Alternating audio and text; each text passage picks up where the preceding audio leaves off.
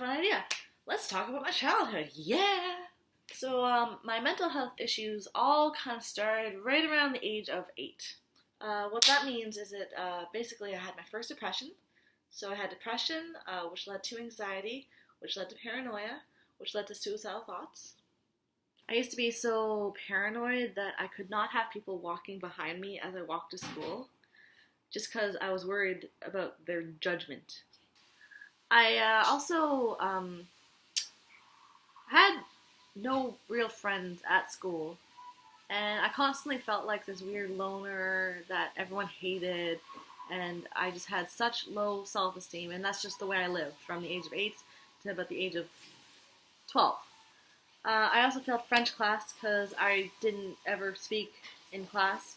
Part of the marks were that you're supposed to speak French in class, and because I was so up in my own head and so self-conscious, I didn't speak at all. Like, I didn't speak English in English class, didn't speak French in French class, didn't talk to anybody, basically.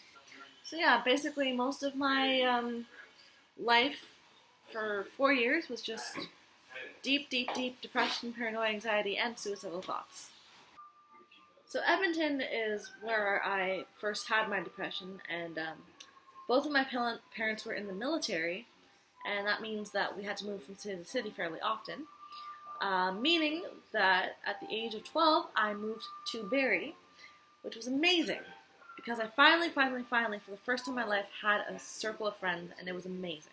Unfortunately, I only lived in Barrie for 3 years, and then I had to move to Ottawa, and it wasn't as bad as Edmonton, because I had, finally had the experience of having friends, so I had the ability to make new friends, and again, although I had people in my life that were around and friendly and, people that I valued, I still had my depression.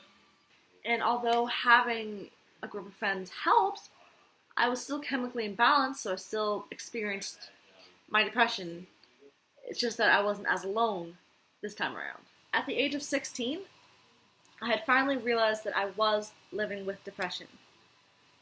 It took a lot of bravery and a lot of courage just to even admit it to myself, and then it took even more of that to be able to actually go to a professional to ask for help. Now get this. I walk into this walk-in clinic, and I tell the clinician, look, I'm 16 years old, and I'm having suicidal thoughts, and I don't think that's normal. Her response was, well, how are you going to kill yourself? And I said, I don't know. I guess I would take a gun, I'd put it to my brain, I'd pull the trigger. And she said, do you have access to a gun? And I said, no. And she goes, oh, okay, well, you're fine. I told a medical professional I was thinking about suicide, and her response was to tell me that I was experiencing teen angst.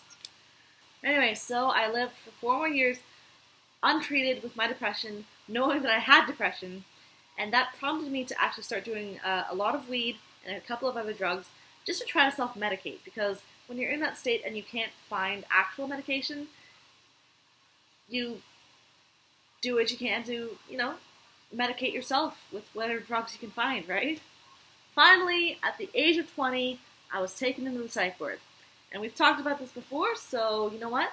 This is where I'm ending the video for today. And that was my experience. That was my kind of terrible childhood in a nutshell. Thank you for listening, and I'll see you around next time. Alright, see you in a week.